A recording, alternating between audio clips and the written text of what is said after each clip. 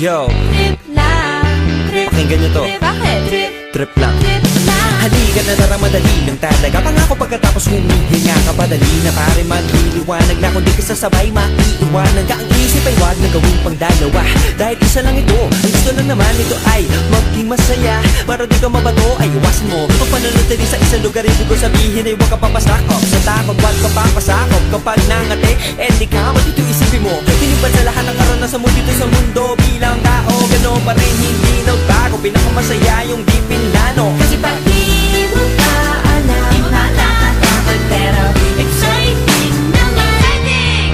Yeah! Sumabay lang sibat na ng bahala. Oras na subukan ang di pa nagagawa. Minsan lang kaya magpakaligaya. Mag-enjoy, magsaya, walang mawawala. Trip, trip, trip, trip lang.